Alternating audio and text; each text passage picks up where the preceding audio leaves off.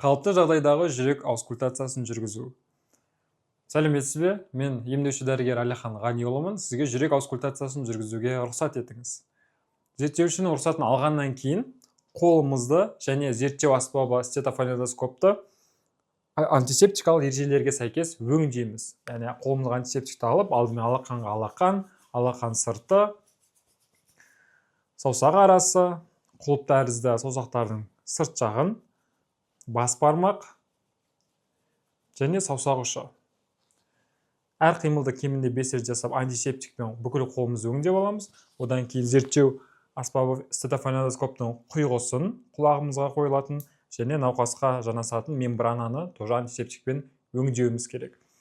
Одан кейін науқастың кеуде алаңын жалаңаштауын өтінеміз. Зерттеу науқас тұрған қалыпта немесе отырған қалыпта жүргізіледі.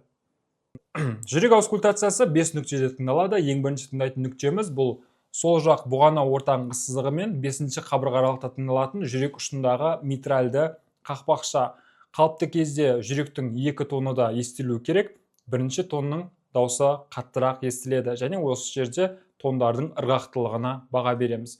Екінші тыңдайтын нүктеміз төстің оң қырында 2-ші қабырға аралықта аорта нүктесі. Қалыптыда 2 тонда естіледі, 2-ші тонның дауысы қаттырақ болады. Үшінші тыңдайтын нүктеміз бұл төстің сол қырында 2-ші қабырға аралықта өкпе қақпақшасының нүктесі 2 тонда естілуі керек, ырғақты болу керек және 2-ші тонның дауысы қаттырақ болады. Төртінші тыңдайтын нүктеміз бұл төстің семсер тәрізді өсіндінің оң қырынан 3 жармалы қақпақшаны тыңдаймыз. Қалыптыда 2 тонда естілуі керек, 1-ші тонның дауысы қаттырақ естіледі.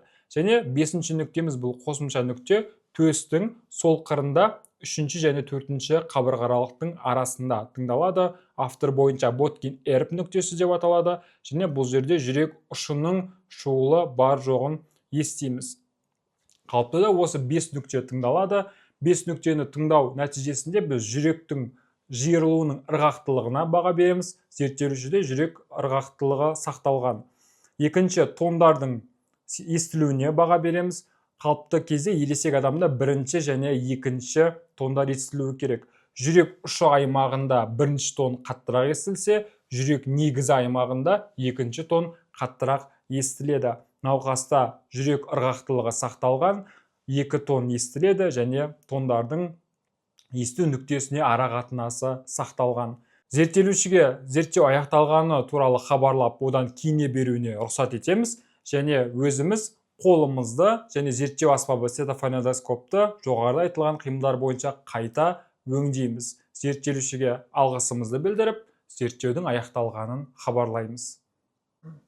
Достар, қосымша ақпарат айта өтейік, бұл NCN берген қадамында айтылмаған, бірақ клиникада жұмыс жасағандарыңызда ең бірінші жүрек аускультациясын жүргізбес бұрын жүректің пальпациясы арқылы біз жүрек ұшын тауып алуымыз керек. Неге? Өйткені әр адамның морфологиялық құрылымы әртүрлі, сол себепті олардың жүрек ұшы әр адамда әртүрлі орналасуы мүмкін.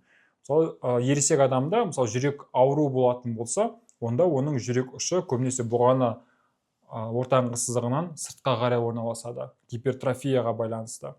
Абдоминальды семіздігі бар науқастарда жүрек ұшы кішкене жоғары орналасуы мүмкін және көлденең орналасуы мүмкін. Сол себепті бірінші зерттелушінің оң жағынан келіп, оң қолымызбен жүрек аймағын пальпациялаймыз. Осы кезде біз жүректің қай жері қаттырақ соғып жатыр, солай анықтасақ болады. Егер сізге гипертрофиялық немесе конституциясы гиперстениялық адам келетін болса, онда науқастан алға қарай еңкеюін сұрасаңыздар болады. Сол кезде жүрек алдыңғы кеуде қабырғасына жақынырақ орналасып, жүрек ұшын табуға оңайырақ болады. Осылай пальпациялағаннан кейін қаттырақ соққан аймақты сезесіз қолыңызбен, сол жерге 2 саусақпен орналастырып, жүрек ұшын анықтау боласыз. Осы саусағыңыз қойған жерге кейін стетоскопты орната берсеңіз болады. Жүрек ұшының әр науқаста әртүрлі орналасуына байланысты ең бірінші пальпация жүргізіледі екен.